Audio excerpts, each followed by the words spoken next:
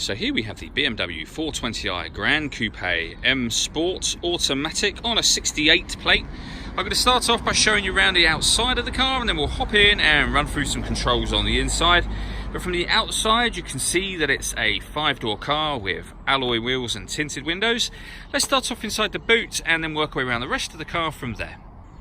So the tailgate on this car opens electronically. You can either do that by pressing the button on the tailgate itself or the button on the bottom of this key.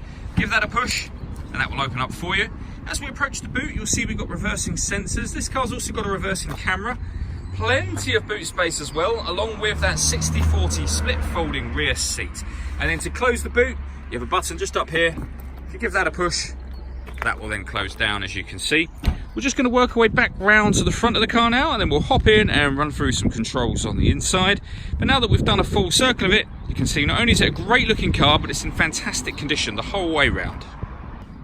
Just briefly before we climb in, I think it's well worth seeing the interior from this exterior point of view. You get full leather seats. There's plenty to run through on the dashboard, so let's hop in and we'll do that right now. Okay, so now that we're inside the car, we're going to start with the dials. On the left-hand side, we've got the fuel gauge, followed by the speedometer, the rev counter, and the coolant temperature gauge.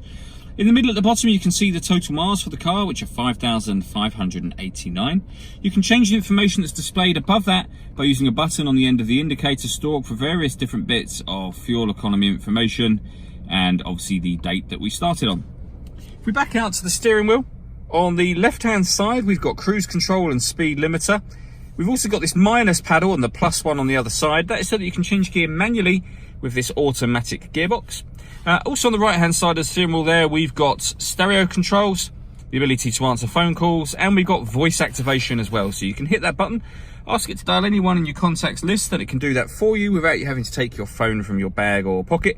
That is of course once you paired it up, and that is done under the communication heading up on this screen just here. So you can, it's touchscreen, or you can use the iDrive, which is this dial here, which is obviously more handy when you're driving to be able to use your left hand. So twisting it takes you through various options. You can then push it down to enter menus. This also moves to the right, left, up and down as well, which becomes useful within certain screens. And you can see you can access some directly from these buttons just here. So for example, radio and media. You can see that we've got DAB, FM and AM radio. We've got CD player. We've got Bluetooth audio, USB input, so plenty of ways to listen to your music in this car.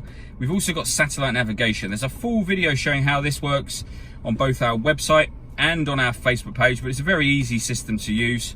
As you can see, you can zoom in and out of it whilst you're driving by using the dial. You can jog the dial over to the left to access this panel, which is where you'll put in your route guidance, etc.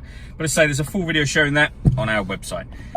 If I pop the car into reverse, you'll see that we've also got that full color reversing camera, and you can turn that off by pressing this button just here and then back on again, as you can see. Working our way down from that, we've got the CD player and then dual zone climate control. So you can adjust the passenger temperature, the driver temperature, fan speed up, and of course down from here. You can determine where you'd like the air to be distributed on each side of the car individually. When you're happy with those settings, press that button to turn the air conditioning on. It's on at the moment, so off, back on again. Or you can hit auto, and the car will now maintain the temperatures you've asked for by taking full control of the fan speed for you. You can override that by pressing the button again. We've then also got heated driver and passenger seats, both with 3 different heat settings each. As we work our way down, we've got the 2 cup holders inside here and a 12-volt charging socket. You can close that back over. The gear lever for the fully automatic gearbox. We've got that button which turns on or off the parking sensors, as we've already mentioned. And then just here, firstly we can turn off the traction control with that button. And then this button changes the driving mode of the car. So we're in comfort at the moment, which is its everyday kind of driving mode. We can put it in sport, and you can see it shows up sport there. We can go back down to comfort. And we've also got Eco Pro as well. These modes affect the gearbox, the steering and the accelerator pedal. You've also got Sport Plus, which is exactly the same as Sport, but turns on dynamic traction control. Just gives you a little less traction, makes the car kind of gives that sportier feel all over. All that leaves me to say is thank you for taking the time to watch this video. If you'd like to come and see the car in person and have a test drive, please feel free to call any of our MJA sites. We'd love to hear from you soon.